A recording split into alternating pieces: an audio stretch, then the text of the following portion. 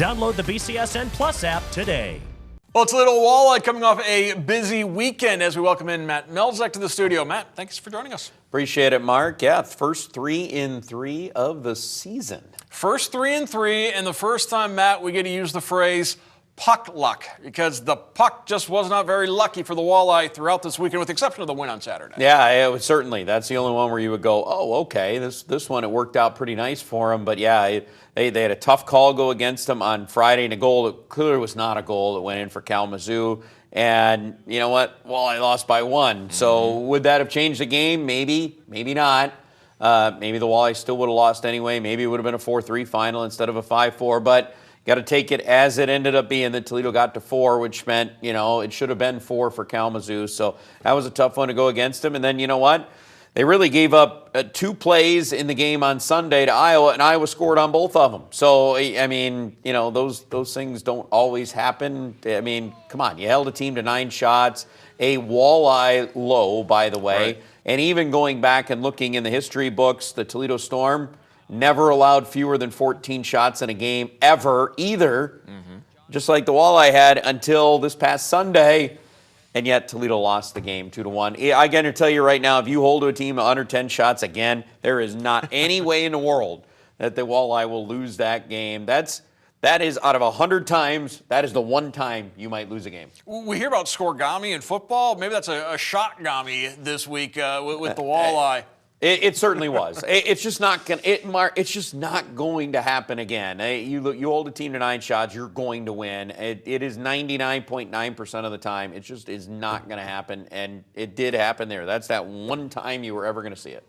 You look at the goaltending situation for the Walleye. Of course, Carter Geilander, the veteran role now. He has come back after last season. Nolan Lalone got a couple of starts this weekend. What have you seen from that young netminder? Yeah, I mean, just 21 years of age, and who knows how long Carter Geilander is going to be up with Grand Rapids. So obviously keeping an eye on anything that's going on with Sebastian Costa there. But yeah, Carter Geilander's up in the American Hockey League right now. So Nolan Lalonde, he's going to get the starts, and he got back-to-back this weekend.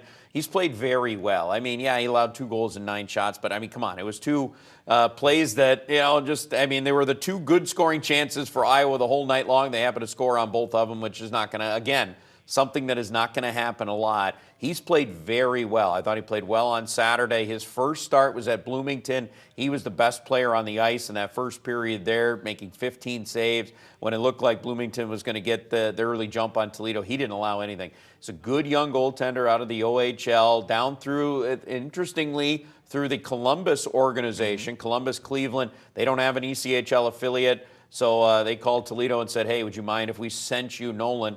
And he's getting a really good run, and he might have some time here coming up for sure, depending on how long Carter Geilander's gone. And speaking of Grand Rapids, what a start Dan Watson has those Griffins off to. He certainly does. I mean, come on, the guy's going to coach in the National Hockey League. It's going to happen at some point for him. There's another thing. We're giving you a lot of almost guarantees, right?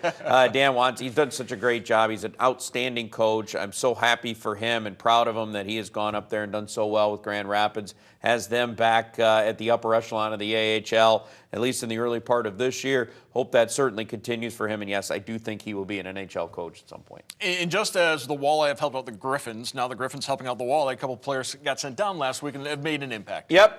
I mean, you have Nick Andrews down on the D side, and then you turn around and get Jacob Truscott coming down as well out of the University of Michigan, first-year D-man. So those two actually played together over the weekend on a deep pair. So yeah, getting a little bit. I don't know if we're going to see much in the forward group. It seems like there's a little more shuffling between Detroit and GR there. So that may not push a forward down at some point, but we'll see. Things change over the course of the year. So 3 in 3 weekend for the Fish this past weekend, and this week they're going to play 3 in 4 days, as they got the game tomorrow morning, and then on the road Friday, back home on Saturday, the first school education day.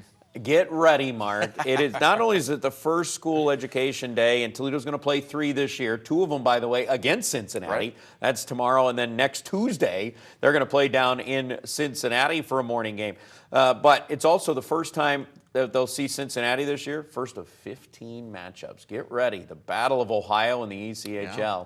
A lot of Cyclones on the schedule, a lot of Heartlanders on the schedule, and then on Saturday night, the first time this year, Comets and Walleye. Your favorites, Mark. Well, I can't wait to talk to you next week because you're going to go right to that game against Fort Wayne. Hey, Fort Wayne's really good this year. So is Cincinnati. This is going to be a good test for the week for the Walleye. Yep, looking forward to how the Central Division plays out. Always looking forward to talking to Matt Melzek every week. Thanks, Matt. Appreciate it, Mark.